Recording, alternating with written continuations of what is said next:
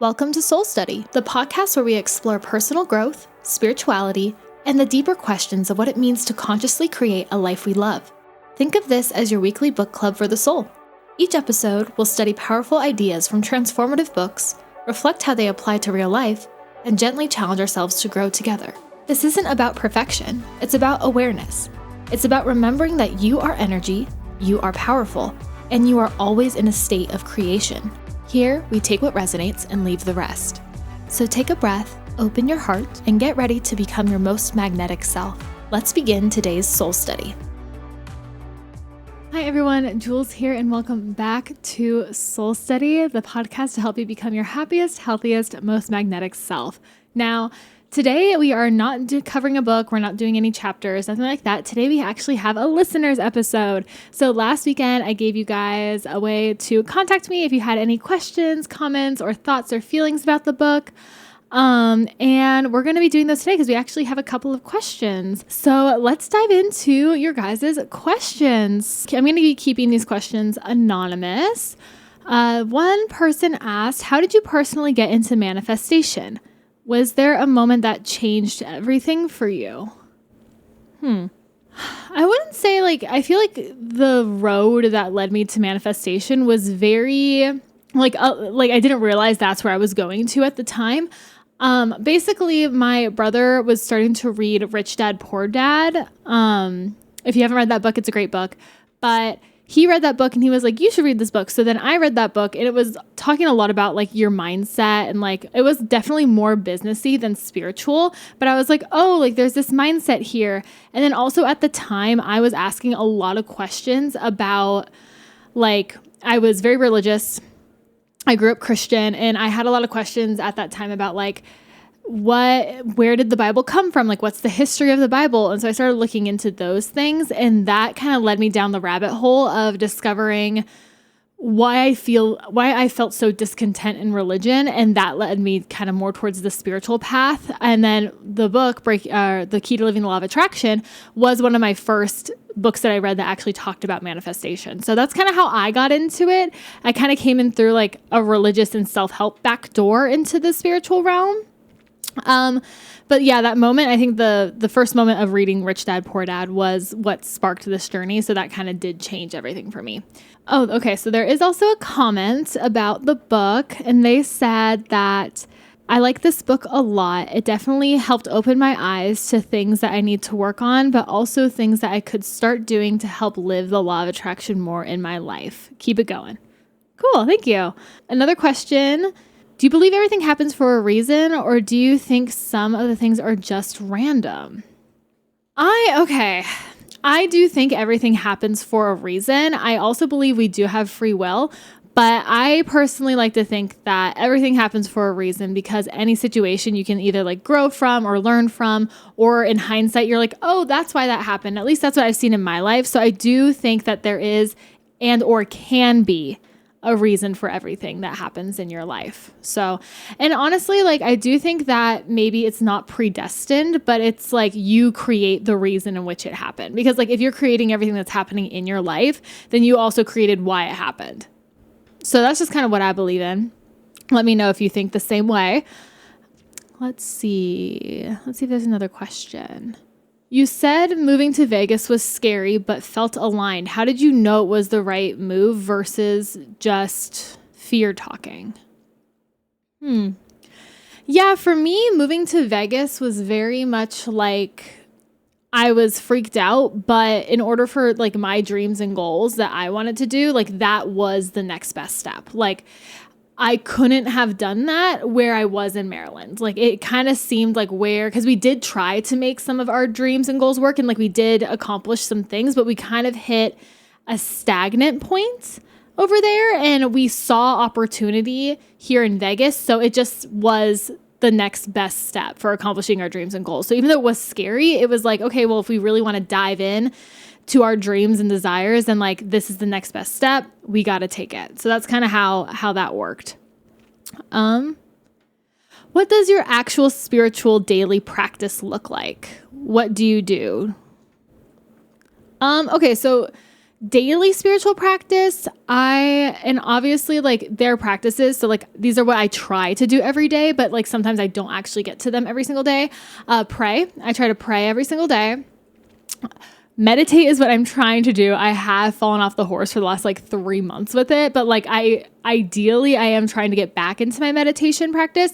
I also journal. I actually have I have a couple different journals. This is my journal that I do like stream of consciousness writing in, and this is like my thoughts and feelings journal. And then I also have this journal, which I've been doing these journals for the last couple of years. Last year was the first year I actually completed it all the way through. But this is like, I guess I'll show you April. Yeah. I have like a little like bullet journal that I use. So I like write down, I do like April, and April was cherry themed for me. And so I do like my calendar. I have like a mood tracker. I have a mood tracker on this side, and I do like a water tracker, which I need to be better at. April, I did not do. I have like a habit tracker, like the habits I want to do, and like my sleep schedule. The second half of my sleep schedule, I just kept forgetting to write down. So I just kind of didn't track that month. And that was okay. I also have daily miracles and affirmations. So what did in that one day, what did I think was a daily miracle that happened? And then I give myself an affirmation, and then I just do like a quick like recap of the day on here. So like that's something I do daily. I also like track how much money I made every day and stuff in this journal as well. I can do it online. Like you could do it online. It's just like making the journal is what makes me happy. And like I really like doing the little arts with it and that kind of thing. So for me, my daily spiritual practices are praying. I'm trying to meditate. I also do gratitude.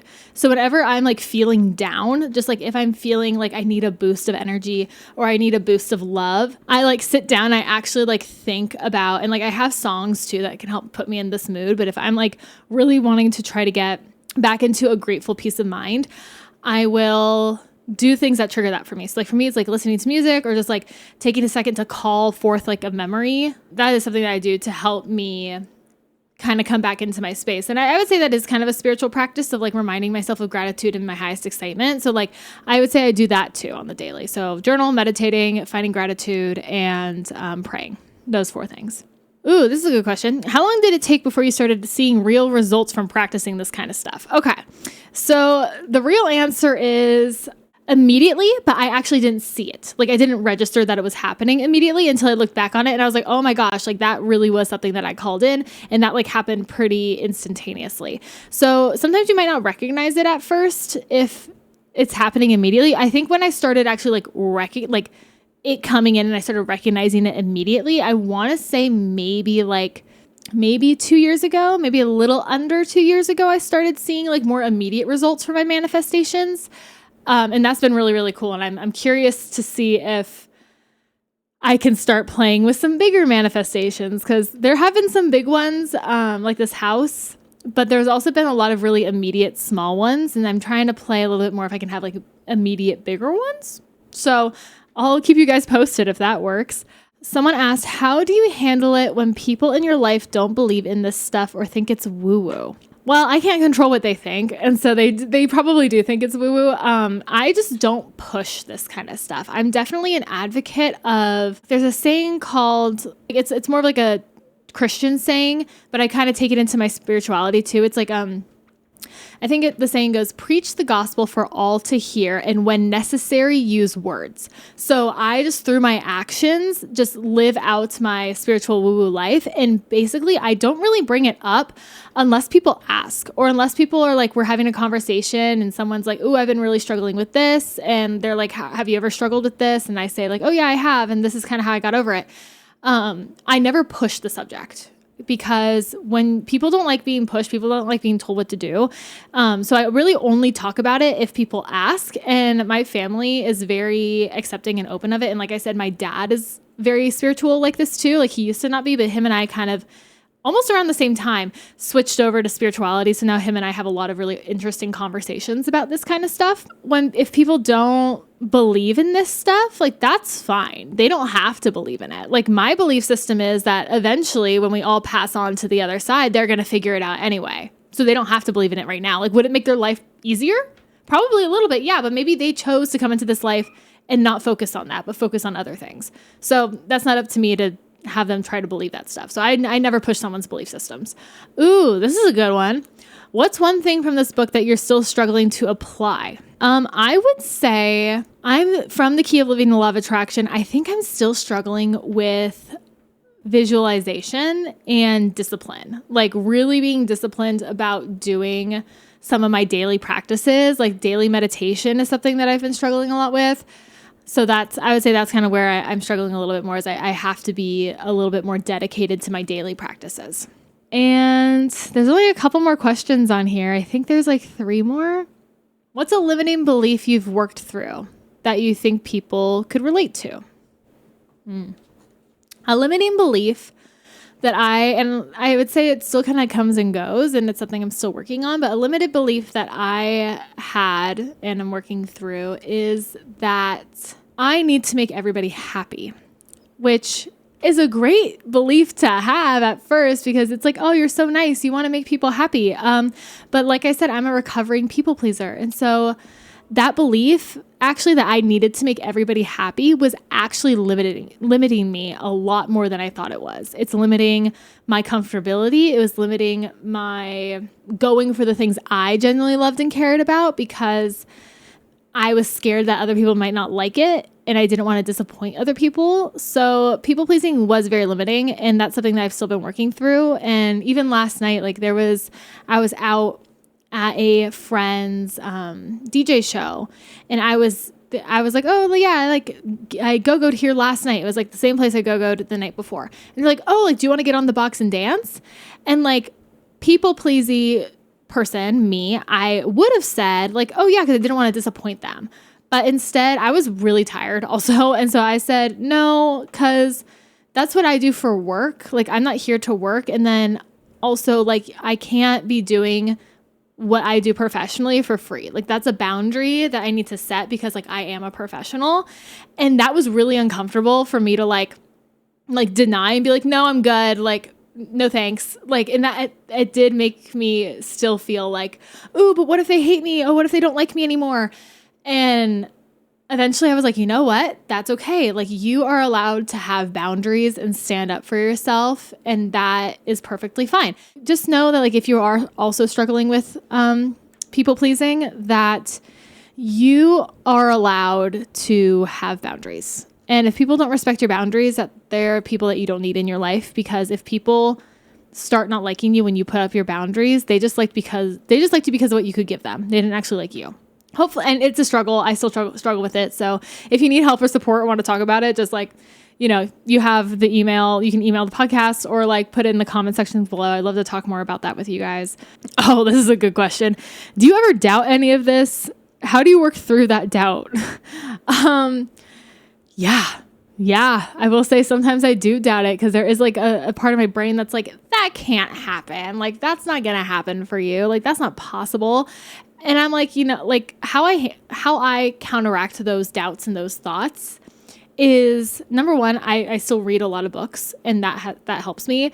Number two, I really just talk to myself in a way where it's like, I can have these things. I do believe life is a little bit of a simulation. So like, if it is a simulation and everything's frequency and energy, and I'm frequency and energy, then I can call in other frequencies and energies. So if it's possible for other people, it's definitely possible for me. And like, I have the power to do it. So it's like, I just need to keep telling myself those things. And that's kind of like listening to other people's stories, doing that kind of helps get rid of the doubt a little bit. I think we have one more question. You said you have a partner. Does your boyfriend believe in this stuff too? Okay. Yes, he does. He is a little more grounded than I am. He's a Capricorn. I'm a Pisces. So I'm a little bit more woo-woo than he is. He definitely has a great way of grounding me. He started off, his journey was that he was atheist pretty much growing up, and I was religious. And then we both kind of like met in the middle and became like spiritual. And this was like before we started dating, because we were just friends for a couple of years before we started dating. And as friends, we like started talking about these questions that we were having. And we both kind of landed on the fact where it's like, yeah, I think I'm more of like spiritual. Like, I think there's just energy, and like, he's a musician. So he believes a lot in frequencies and vibration, and that like sound and like words that we speak are important because they are frequencies and vibrations. So he and I kind of met in the middle, and now he is a spiritual person like I am, and like we'll meditate together. Like he'll go to a yoga class, we'll go to like spiritual retreats together. So it is really nice to have a partner that is like very open and willing and wanting to do that kind of stuff with me. But he definitely is a little more grounded. Like there are some stuff where I'm like, this is a conspiracy, and like I don't like, we just gotta believe. And he's like, hey, hold on, like let's come to the ground a little bit more. And so I appreciate him for that. But yeah, that's how me and my partner have been sharing our belief systems. And I think that's it. Oh, someone else said that the book, I related a lot to the anxiety versus excitement thing. I've been telling myself I'm excited instead of nervous before doing something that makes me anxious, and it's helping more than I expected. Oh, that's good. Yeah, I love the anxiety and excitement duo, because it's like the more you think about it, the more you can kind of see like you're just a little bit nervous because of judgment and fear, but it's something you really want to do, versus like what's anxiety because this is unsafe. Like those are two very different things. And like using excitement to get you through areas of discomfort that are still safe is a great way to do that. So I'm glad that really helped you guys. Yeah, so we just had a couple questions this time, not a lot. Thank you guys for watching. Once again, our book that we are covering next week we're reading chapters 1, like all the way up through chapter 1, and we're also going into the authors. And again, the book that we are reading is The 4 Agreements. It's this one right here. There it is. You still have time to get the book. I've already read like almost half of it and made notes, so I'm prepping for next week's podcast episode. Yeah, you can grab that book through the links below. It does help the podcast out a lot, and I really appreciate it. It's through bookshop.org. That will be one that actually every time you spend it, the commission is matched and goes to an independent bookstore. But you can also find my Amazon affiliate link down below and Audible link as well if you want faster shipping or if you want to do the audiobook. So you can grab that down there as well. Once again, if you have any more questions or comments or want to say anything else, or if you want to give me book recommendations for future books that we can have, leave those in the comments below or email them at dreamlifejewels@gmail.com. Make sure to subscribe on YouTube at Dream Life Jewels for Soul Study, or you can listen to Soul Study on Spotify, Apple Podcasts, and Amazon Podcasts as well. If you want to follow me, you can follow me on YouTube or Instagram at Dream Life Jewels, and we can connect there too. Thank you guys so much for tuning in. Remember, take what resonates, leave the rest, and I hope you guys have an amazing week becoming your happiest, healthiest, most magnetic selves. And until next time, bye.